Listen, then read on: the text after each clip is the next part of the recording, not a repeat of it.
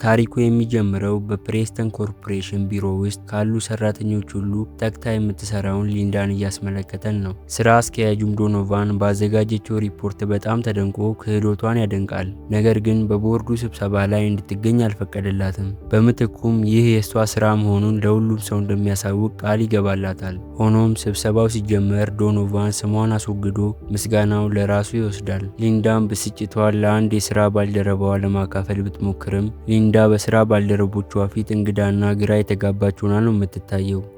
በቤት ውስጥ ሊንዳ ጓደኛም ሆነ ቤተሰብ የላትም። ብቸኛ አጋሯም በቀቀኗ ብቻ ናት። ሆኖም ሊንዳ ሁልጊዜም በበጎ አስተሳሰብ ትቀጥላለች። በትጋት ከሰራች አንድ ቀን ስኬት እንደምታገኝ ታምናለች። የኩባንያው ባለቤትም ለምክትል ፕሬዝዳንትነት ቀጣዩ ሰው እሷ መሆኗን ተናግሮ ነበር። ከእራት በኋላ ሊንዳ ሰርቫይቨር የተባለውን የውድድር ፕሮግራም መመልከት ትወዳለች። መጽሐፎቿና የእረፍት ጊዜ ፎቶዎቿም በህይወት የመትረፍ ጉዳይ ላይ ያላትን ፍላጎት ያሳያሉ። በነጋታው ብራድሊ የሟች አባቱን ቦታ በመረከብ የኩባንያው ፕሬዝዳንት ይሆናል። ሊንዳም በፍጥነት ምሳዋን ደብቃ ራሷን ለማስተዋወቅ ትጣደፋለች። ነገር ግን ፊቷ ላይ ማዮኔዝ ስለነበር ብራድሊ ይጸየፋታል። እሷም ስለ አንዳንድ ነገር ለመቀለድ ትሞክራለች። ይሄ ግን ብራድሊን ይበልጥ እንዲሸማቀቅ ያደርገውና ወደ ቢሮው ይሄዳል። በኋላ ላይ ብራድሊ እጁ ላይ ማዮኔዝ መኖሩን ያስተውልና ሊንዳ ምን ያህል አጸያፊ እንደሆነች ያማርራል። ስራ አስፈጻሚው ፍራንክሊንም ሊንዳ የምክትል ፕሬዝዳንትነት ቦታ ቃል ተገብቶላት እንደነበር ይነግረዋል። ነገር ግን ብራድሊ ያንን ማዕረግ ለዶኖቫን እንደሚሰጠው ይናገራል። ፍራንክሊንም ኩባንያው በሊንዳ ላይ ጥገኝነት እንዳለውና አባቱ እንኳን ሳይቀር ሁሉንም ነገር በእሷ ላይ ይጭን እንደነበር ያስረዳዋል። ብራድሊ ግን ግድ አልሰጠውም። እንዳውም እሷ ተሸሽጋ እንድትቆይ ወደ ሌላ ቢሮ እንድትዛወር ይፈልጋል። በመቀጠል ፍራንክሊን በባንኮክ ትልቅ ስብሰባ እንዳላቸውና ዶኖቫን ብቻውን ሊወጣው እንደማይችል በጭንቀት ይገልጻል። ጨምሮም አፔንዲክስ ዲ ከተባለው ሰነድ ጋር የተያያዘውን ችግር ማንም እንዳልፈታው ይነግረዋል። ብራድሊም ሊንዳን ወደ ጉዞው ለማምጣት ይስማማል። ነገር ግን ሊንዳ የምትሄደው ዶኖቫንን እንድትረዳው ብቻ ነበር።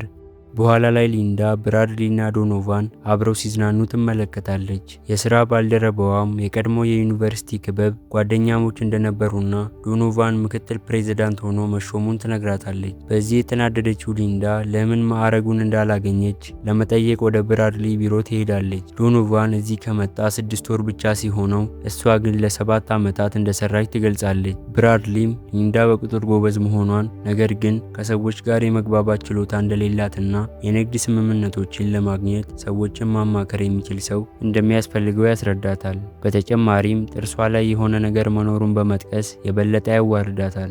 እንደ ስምምነትም እሱ ስህተት መሆኑን እንድታስመሰክር ወደ ባንኮክ ጉዞ እንድትቀላቀልና የአፔንዲክስ ዲን ችግር እንድትፈታ ይነግራታል። ሊንዳም ለመቃወም ትሞክራለች። ነገር ግን ብራድሊ ጎልፍ በመጫወት እሷን ችላ ይላታል። በዛው ቅጽበት የብራድሊ እጮኛ ዙሪ ትደርሳለች። ሊንዳም በጣም ውድ የሆነውን ቀለበቷን ታስተውላለች። ለመውጣት ስትልም ብራድሊ ሰዎች ሊንዳ ምሳዋን በጠረጴዛው ላይ ስለምትበላ ሰዎቹ ስለሚሸታቸው እያማረሩ እንደሆነና በምግብ ማረፊያ ክፍል ውስጥ መብላት እንዳለባት ይነግራታል። ይህ ግን ውሸት ነበር። በዚህ ተግባሯ የተበሳጨው እሱ ብቻ ነበር። ሊንዳም እንባዋን ተቆጣጥራ ሁሉም ሰው እያያት በቢሮ ውስጥ ተራምዳ ወደ መኪናዋ ትሄዳለች። ራሷንም እኔ ብቁ ነኝ ብላ ለማሳመን ትሞክራለች። ነገር ግን አሁንም እያለቀሰች ነበር። በጉዞው ቀን ጠዋት ሊንዳ በኃይል ተሞልታ አውሮፕላን ማረፊያ ትደርሳለች። እናም የአፔንዲክስ ዲን ችግር መፍታቷን ትናገራለች። ነገር ግን ብራድሊ ትኩረት አልሰጣትም። በበረራው ወቅትም ወንዶቹ ሲቀልዱ ሊንዳ ስራዋን ትቀጥላለች። ዶኖቫንም ሊንዳ ለሰርቫይቨር ያደረገችውን የሙከራ ቪዲዮ እንዳገኘው ይገልጽና ሁሉም ይስቁባታል። ሊንዳ ምን እየተካሄደ እንዳለ ስትረዳ በጣም አዝና የመፍትሄውን ሪፖርት ላለመላክ ትወስናለች። በድንገት አውሮፕላኑ ለጥቂት ሰከንዶች ይናወጣል። መስተንግዶዋን መታ ሁሉም ሰው ወንበሩን እንዲይዝና ቀበቶውን እንዲያስር ታዛለች። ብራድሊና ሊንዳ ወዲያውኑ ያደርጉታል። ነገር ግን ብራድሊ ደካሞች ብቻ ናቸው ቀበቶ የሚያስፈልጋቸው ብሎ ስለቀለደ ሌሎቹም ከመቀመጥ ይልቅ መሳቅ ይጀምራሉ። አውሮፕላኑም እንደገና መናወጥ ሲጀምር ዶኖቫን እና ሌሎች 2 ሰራተኞች ከካቢኔቱ ጋር ይጋጫሉ። በዚያው ቅጽበት አውሮፕላኑ በእሳት እያያዝና ወደ ታች መውረድ ይጀምራል። የአውሮፕላኑም ግድግዳ ተሰብሮ አንድ ሰራተኛ ወደ ውጪ ይሳባል። ዶኖቫንም የሊንዳን እግር ይይዛል። እሷም ለመርዳት እጇን ትዘረጋለች። እሱ ግን የእሷን ወንበር ነበር የፈለገው። በተመሳሳይ ሰዓት ሌላኛው ሰው ብራድሊን ለመያዝ ይሞክራል። ብራድሊ ግን ወዲያውኑ ገፍትሮ ይጥለዋል። ሰራተኛውም የዶኖቫንን እግር ለመያዝ ሲሞክር የሊንዳ መነጽር ተወርውሮ ፊቱ ላይ ያርፋል። ዶኖቫንም እንዲለቀው እየጮኸ ስለነበር ሰውየው እግሩን ይነክሰዋል። ዶኖቫንም ከላዩ ላይ በመምታት ይከላከላል። በመቀጠል ዶኖቫን የሊንዳን ጉሮሮ አንቆ እንደገና ወንበሩን ይጠይቃታል። እሷም በሹካ እጁን ስትወጋው ይለቃታል። በዚህም ምክንያት ሁለቱም ወንዶች ከአውሮፕላኑ ወደ ውጪ ይሳባሉ። የዶኖቫን ከረባት በአውሮፕላኑ ላይ ስለተያያዘ ሰውነቱ በመስታወቱ ላይ እየተጋጨ ይቆያል። እርዳታ ሲጠይቅም ሊንዳ መስኮቱን ትዘጋዋለች። አውሮፕላኑም ከሞተሮቹ አንዱን ካጣ በኋላ በባህር ላይ ያርፋል። ውሃውም ክፍሉን ማጥለቅለቅ ይጀምራል። ሊንዳም ከወንበር ቀበቶዋ ጋር እየታገለች ትንፋሿን ትይዛለች። ራሷንም ነፃ ማውጣት ስትችል ወደፊት ትዋኛለች። በድንገት ግን የሆስተሷ አስክሬን ያስደነግጣታል። በመጨረሻም ወደ ላይ ስትወጣ በመሃል ባህር ላይ እንዳለች ትገነዘባለች። ብዙም ሳይቆይ አውሮፕላኑ በባህሩ ይዋጣል። በማግስቱ ጠዋት ሊንዳ በአንድ ደሴት ላይ ትነቃለች። ብራድሊንም እስከምታገኝ ድረስ ለጥቂት ጊዜ ትዞራለች። እሱም ራሱን ስቶ ነበር። እግሩ ላይም ጥልቅ ቁስል ነበር። ሊንዳ አንድን ድንጋይ በሌላ ድንጋይ በመስበር እንደ ቢላዋ ስለታም ታደርገውና እጽዋትን ለመቁረጥ ትጠቀምበታለች። ከዛም የወይን ግንዶችንና ቅርንጫፎችን ሰብስባ መጠለያ ትሰራለች። በተጨማሪም ጉድጓድ ቆፍራ ውሃ ለመሰብሰብ የኮኮናት ቅሎችን ታስቀምጣለች። ምሽት ላይም ዝናብ መዝነብ ይጀምራል። ሊንዳም ብራድሊን እየተንከባከበች በመጠለያ ውስጥ ትቆያለች። በማግስቱ ሊንዳ ካስቀመጠችው ቅል ውሃ ትጠጣለች። በዚያን ቅጽበት ብራድሊ ይነቃል። እሷም ጥቂት ውሃ እንዲጠጣ ታደርገዋለች። እሱም ሌላ ማንም ሰው እንዳልተረፈ ሲሰማ ትንሽ ያዝናል። ሊንዳንም ስለረዳችው ያመሰግናታል። በኋላ ላይ ሊንዳ እሳት ለማንደድ በቅርንጫፎችና በቅጠሎች ጠንክራ ትሰራለች። በተጨማሪም አሳ አጥምዳ በእሳቱ ላይ ትጠብሰዋለች። ለብራድሊም ጥቂት ስታቀርብለት ሽታውን ስለሚጠላው ለመብላት ፈቃደኛ አልሆነም። ስለዚህም ሊንዳ ምግቡን በግድ አፉ ውስጥ ትከተዋለች። በሚቀጥለው ቀን ጠዋት ሊንዳ የባህር ቀንድ አውጣ ስላገኘች በጣም ትደሰታለች። ሆኖም ብራድሊ ተበሳጭቶ ለምን የአደጋ ምልክት እንዳልሰራች ወይም ከአውሮፕላኑ የጂፒኤስ መሳሪያ እንዳልፈለገች ይጠይቃታል። ሊንዳም ቅድሚያ የሚሰጠው ነገር በህይወት መቆየት እንደሆነ ትነግረዋለች። ብራድሊም ለመቆም ሲሞክር ከፍተኛ ህመም ይሰማዋል። ሊንዳም ልትረዳው ትሞክራለች። ነገር ግን ብራድሊ እሷ እንድትነካው አይፈልግም። እሷም እጆቹ ለስላሳ በመሆናቸው ታሾፍበታለች። ብራድሊም ተቆጥቶ እሷ ሰራተኛ ስለሆነች በትክክል እንድታናግረው ያስጠነቅቃታል። በዚህም የተበሳጨችው ሊንዳ እቃዎቿን ይዛ ብቻውን ትታው ትሄዳለች። ሰዓታት እያለፉ ሲሄዱ ብራድሊ ብቻውን ደህና እንደሆነ ለመምሰል ይሞክራል። ሆኖም ግን የውሃና የረሃብ ስሜት እየተሰማው ይመጣል። ያለ እሷ ይህንን ማድረግም እንደማይችል ይገነዘባል። በዚያው ምሽትም ኃይለኛ ነፋስ መጥቶ መጠለያውን ይወስድበታል። በማግስቱም የፀሐይ ብርሃን ቆዳውን ማቃጠል ይጀምርና ራሱን ይስታል። ሊንዳም ጥቂት ውሃ ይዛ ልታየው ትመጣለች። አሁን ቢሮ ውስጥ እንዳልሆኑ ትገልጽለትና እሱም ይስማማል። ከጥቂት ደቂቃዎች በኋላ ብራድሊ በመጨረሻ ምግብ ያገኛል። ሊንዳም የዱር ከርከሮ ማየቷን ትነግረውና እሱን ለማደን ጦር ትሰራለች። ብራድሊ ግን የሂሳብ ክፍል ሰራተኛ የሆነችው ሊንዳ የዱር ከርከሮ ማደን እንደምትችል አላመነም ነበር። ሊንዳም ወዲያውኑ እሷ ከስትራቴጂና እቅድ ክፍል መሆኗን በመግለጽ ታርመዋለች። በጫካ ውስጥ ሊንዳ መሬት ላይ ያሉትን ዱካዎች ትከተላለች። ነገር ግን ድምፅ ስትሰማ ትቆማለች። በድንገት ግን ከርከሮ ከበስተጀርባዋ መጥቶ ይጥላታል። እንደ እድል ሆኖም ከርከሮ በወደቀ ዛፍ ስለተያዘ ለመሮጥ ጊዜ ታገኛለች። ከዚያም ከርከሮ በዛፉ ዙሪያ እየሮጠ እሷን መፈለግ ይጀምራል። መሬት ላይም ጃኬቷን ሲያገኝ ይቆማል። በዚህም ጊዜ ሊንዳ ከላይ ዘላ አንገቱ ላይ ትወገዋለች። ሆኖም ጦሩ ይሰበራል። ከርከሮውም እሷን ከላዩ ላይ ለመጣል ይሮጣል። በድጋሚም ወደ እሷ ሲመጣ ሌላኛውን የጦር ግማሽ በመጠቀም እንደገና ትወገዋለች። ሆኖም ግን ከርከሮው አሁንም በህይወት ስላለ ደምና ንፍጥ ፊቷ ላይ መጥፋቱን ይቀጥላል። ሊንዳም በፍጥነት የመጀመሪያውን የጦር ግማሽ ከአንገቱ ላይ ወስዳ ደጋግማ አይኑ ላይ ተወጋውና በመጨረሻም ትገለዋለች። ከጥቂት ጊዜ በኋላ ሊንዳ በኩራት የከርከሮውን ራስ በብራድሊ ፊት ጥላ ማደን እንደምትወድ ትነግረዋለች። በዚያው ምሽት ሁለቱም ስጋውን እየበሉ ይደሰታሉ። ከጥቂት ቀናት በኋላ ሊንዳ ደሴቱን በምታስስበት ጊዜ ፏፏቴ ታገኝና ለመታጠብ ትወስናለች። በድንገት ግን ድምፅ ሰምታ በአቅራቢያዋ ጀልባ ታያለች። ሊንዳም እርዳታ ለመጠየቅ ትሮጣለች። ነገር ግን እዚህ ደስተኛ መሆኗን ስትገነዘብ ራሷን ትቆጣጠራለች። ከዛም ወደ መጠለያዋ ተመልሳ ለብራድሊ ጥቂት ውሃ ትሰጠዋለች። ከቅጠል የሰራችውን ቦርሳም ታሳየዋለች። ሆኖም ብራድሊ ከጠፉ 2 ሳምንት ቢሆናቸውም ስላልተገኙ ይበሳጫል። ሊንዳም በበጎ ጎኑ እንዲያስብ ትነግረዋለች። ብራድሊም ይቆጣና ይጮህባታል። እናም ጀልባ መስራት እንዳለባቸው ይናገራል። ሊንዳ ግን መጥፎ ሀሳብ እንደሆነ ስላሰበች መከራከር ይጀምራሉ። ብዙም ሳይቆይ ብራድሊ እሷ ነገሮች ባሉበት ሁኔታ ደስተኛ መሆኗን ይገነዘብና ለመራመድ ይሞክራል። ነገር ግን በቆሰለው እግሩ ምክንያት ቶሎ መራመድ አይችልም።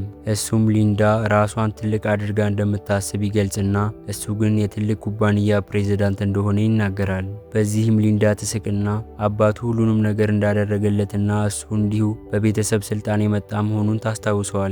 ብራድሊም በዚህ ተናዶ ከስራ ሲያባርራት ሊንዳ የበለጠ ትስቃለች። ብራድሊም ይሄድና የራሱን መጠለያ ለመስራት ይሞክራል። ነገር ግን ምንም ያህል ቢሞክር ሁሉም ነገር ይከሽፍበታል። ይህ በእንዲህ እንዳለ ሊንዳ ጠንካራ መጠለያና ኮፍያ ትሰራለች። በተጨማሪም በአሸዋው ላይ በመጨረሻም ሄልፕ የሚለውን ቃል ለመጻፍ ቅርንጫፎችን ትጠቀማለች። በሌላ በኩል ብራድሊ በጣም ስለራበው ትል ይዞ ለመብላት ይሞክራል። ነገር ግን በጣም አጸያፊ ስለሆነበት ይተፋዋል።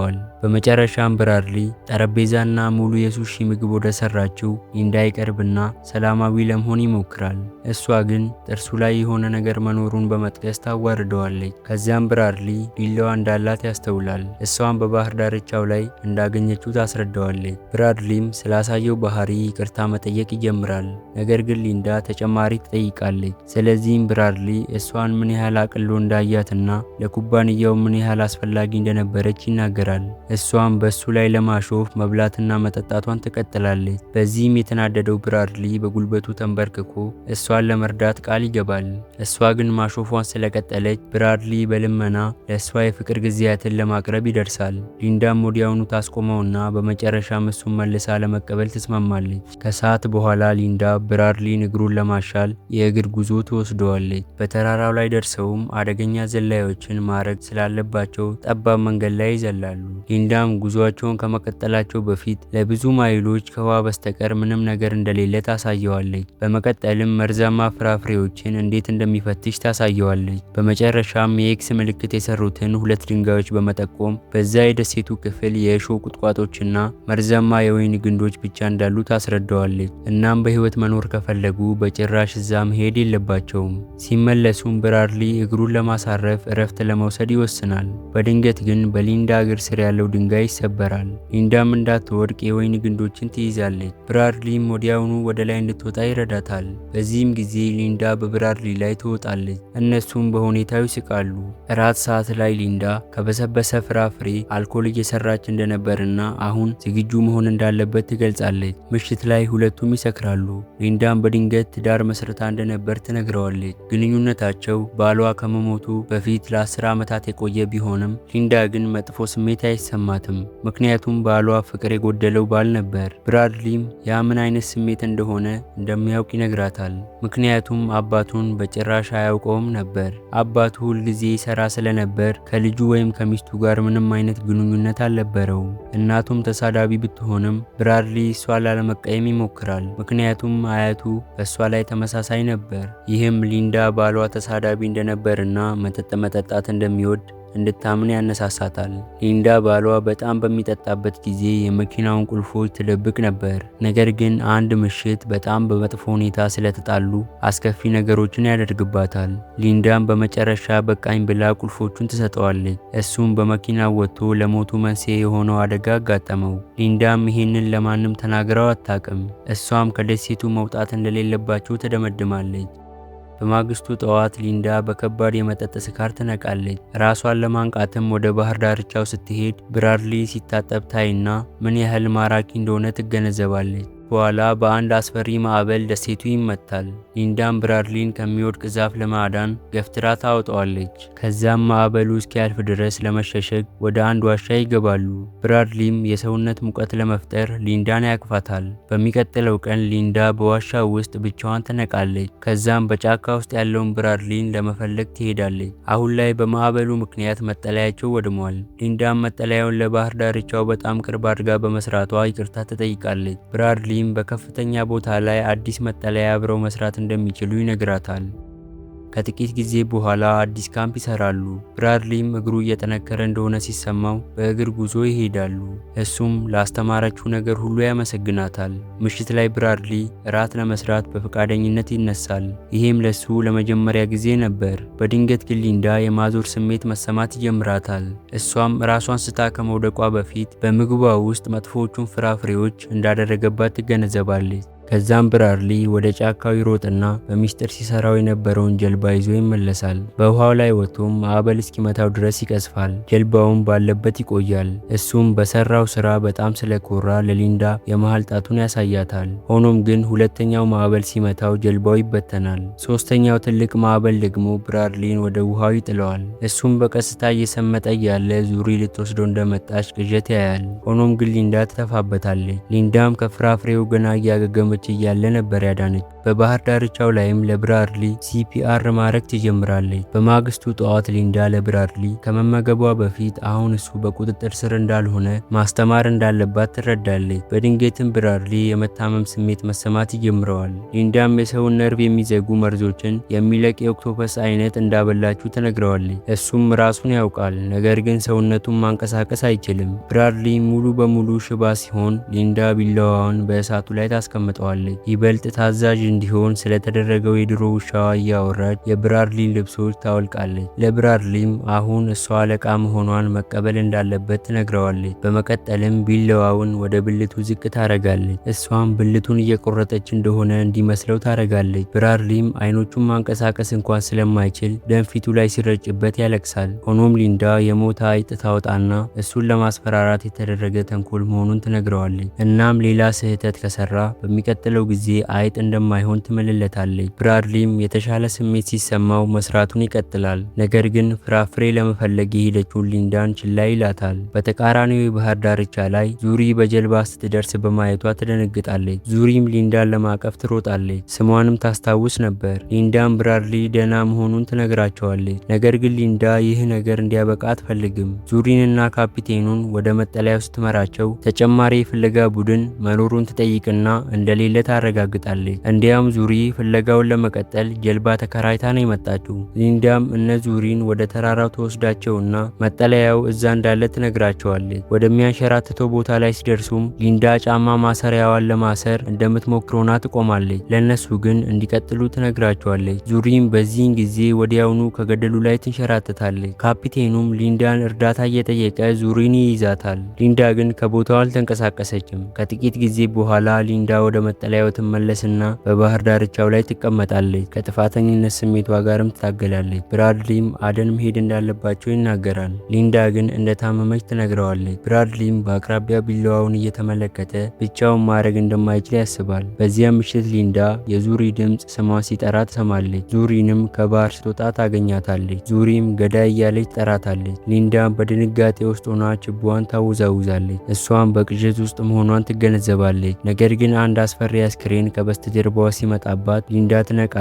በማግስቱ ጠዋት ብራድሊ ለማደን ይሞክራል። ነገር ግን ድምፅ ስለሰማ ከርከረው ይሸሻል። በዚያው ቅጽበት ከአሸዋ ውስጥ የወጣ እጅ ያያል። የዙሪን ቀለበትም ሲያገኝ ልቡ ይሰበራል። በቁጣም እየጮኸ ወደ መጠለያው ይሮጣል። ሊንዳም ከእግር ጉዞዋ ስትመለስ ብራድሊ ዙሪን እንደገደለቻት ይጠይቃትና ቀለበቱን ያሳያታል። ሊንዳም ዙሪ እንደተንሸራተተች ታስረዳዋለች። ነገር ግን ያልነገረችው ስለማያምናት እንደሆነ ትነግረዋለች። ብራድሊም እንደማያምናት ተናግሮ ባሏን ስለጠቀሰ ሊንዳ እጇን ወደ ቢላዋው ትዘረጋለች። ሆኖም ግን ቢላዋውን ብራድሊ ይዞት ነበር። በዚህ ምክንያት ሊንዳ መሮጥ ትጀምራለች።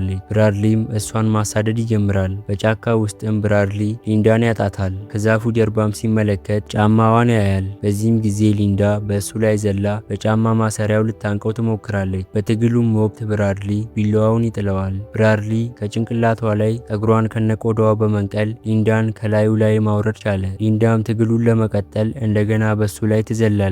እሱም ሊያንቃት ይሞክራል። እሷ ግን ትከሻውን በመንከስና ቆዳውን በመቦጨቅ ምላሽ ትሰጣለች። እሷን በመቀጠል እጁን ትነክሰዋለች። ብራድሊም አውራ ጣቱን ወደ አይኗ ይገፋዋል። ሊንዳም አንድ ድንጋይ ይዛ ጭንቅላቱን ትመተዋለች።